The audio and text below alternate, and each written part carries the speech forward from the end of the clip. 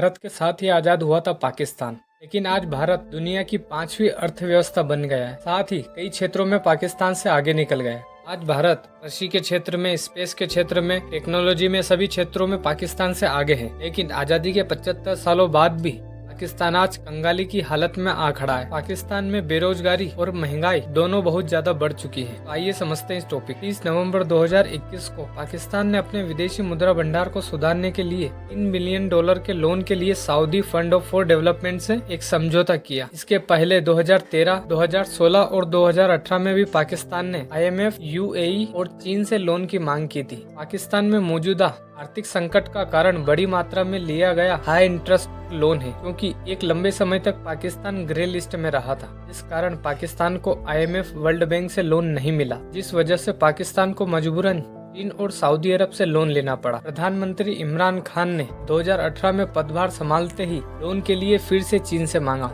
लेकिन इनकी ओर से कोई नया लोन नहीं दिया गया, क्योंकि पाकिस्तान पर चीन 25% से अधिक विदेशी ऋण बकाया है। बाद में 2018 में पाकिस्तान ने IMF से बेल आउट पैकेज को लिया, लेकिन कई शर्तों पर, क्योंकि IMF जब लोन देता है तो कई शर्तों के साथ देता है, जैसे ये पैसा कहाँ लगाना है, किस क्षेत्र में लगाना है, ये सब IMF डिसाइड करता है, जिस कारण पाकिस्तान को सऊदी अरब से लोन लेना पड़ता है, क्योंकि सऊदी बिना किसी शर्तों के साथ लोन देता है। लेकिन सऊदी के लोन का इंटरेस्ट IMF और वर्ल्ड बैंक की तुलना में ज्यादा होता है। जून 2021 तक पाकिस्तान का विदेशी लोन 10.8% की वृद्धि के साथ $84.4 बिलियन पहुंच गया था, और इस तरह धीरे धीरे पाकिस्तान लोन जाल में फंसता गया। पुराने लोन को चुकाने के लिए नए लोन लेना पाकिस्तान की मजबूरी बन गई। लंबे समय तक ग्रे लिस्ट में रहने के कारण पाकिस्तान में कोई विदेशी कंपनी द्वारा निवेश नहीं आया, और साथ ही वर्ल्ड बैंक और IMF से कोई लोन नहीं मिल पाया, जिस वजह से पाकिस्तान ने चीन से लोन लिया। जैसे CPEC सड़क के लिए पाकिस्तान ने चीन से लोन लिया,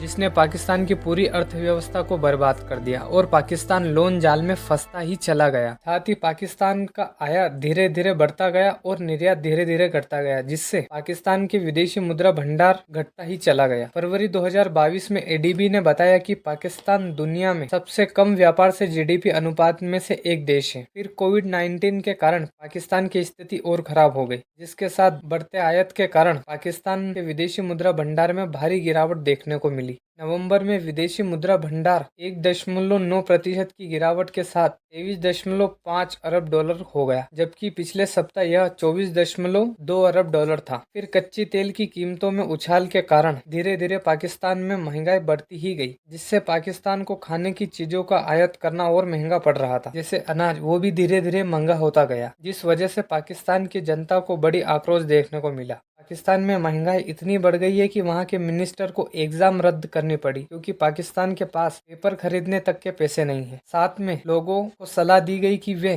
चाय कम पिए, क्योंकि चाय भी पाकिस्तान दूसरे देशों से इंपोर्ट करता है। इस तरह पाकिस्तान में धीरे धीरे समस्या बढ़ती ही गई, और हाल ही में कुछ हफ्तों में पाकिस्तान में इतनी भयंकर बाढ़ आई है कि पाकिस्तान में चारों तरफ पानी ही पानी है, जिसने पाकिस्तान की हालत पूर्ण तरीके से खराब कर दी है। पाकिस्तान की अर्थव्यवस्था की कमर तोड़ कर रख दी है। पाकिस्तान में अभी इतनी बारिश हुई है कि पाकिस्तान के चारों तरफ दूर दूर तक सिर्फ पानी ही पानी है। बताया जा रहा है कि पाकिस्तान में इस साल औसत से 780% ज्यादा बारिश हुई है, जिस वजह से पाकिस्तान पूरी तरीके से बर्बाद हो चुका है। पाकिस्तान में लगभग 33 मिलियन लोगों को नुकसान हुआ है, जो कि पाकिस्तान की आबादी का 15% है, और बाढ़ के कारण पाकिस्तान में अब तक 1130 से अधिक मौतें हो चुकी है। इसके अलावा बाढ़ के कारण पाकिस्तान को अब तक $10 बिलियन का नुकसान हुआ है, और लगभग 10 लाख घर बर्बाद हो गए हैं। पाकिस्तान में यह जो बाढ़ आई है, पाकिस्तान इससे इतनी आसानी से शायद ही बाहर निकल पाएगा, क्योंकि इस बाढ़ के कारण पाकिस्तान 10 साल पीछे जा चुका है। बाढ़ के कारण पाकिस्तान की जितनी भी फसलें थी सारी बर्बाद हो चुकी है। इनके खेत जितने भी थे सारे बर्बाद हो चुके हैं। कई सारे जानवर इस बाढ़ में मारे जा चुके हैं। आने वाले समय में आप देखेंगे कि पाकिस्तान में आपको एक फूड क्राइसिस भी देखने को मिलेगा, क्योंकि पाकिस्तान के पास ना ही इतना पैसा है कि वह दूसरे देशों से चीजें इंपोर्ट कर पाए, और ना ही पाकिस्तान के खेत अभी इस हालत में है कि वे वापस से खेती कर पाए। आने वाले समय में पाकिस्तान के हालत भी श्रीलंका जैसे हो जाएंगे। पाकिस्तान में भी फल के दाम, अनाज के दाम, दवाइयों के सभी के दाम एकदम से बढ़ जाएंगे। लेकिन पाकिस्तान की सहायता के लिए कई देश आगे आए हैं जो पाकिस्तान की मदद करेंगे। UN ने भी 160 मिलियन की मदद के लिए कहा है। France, America,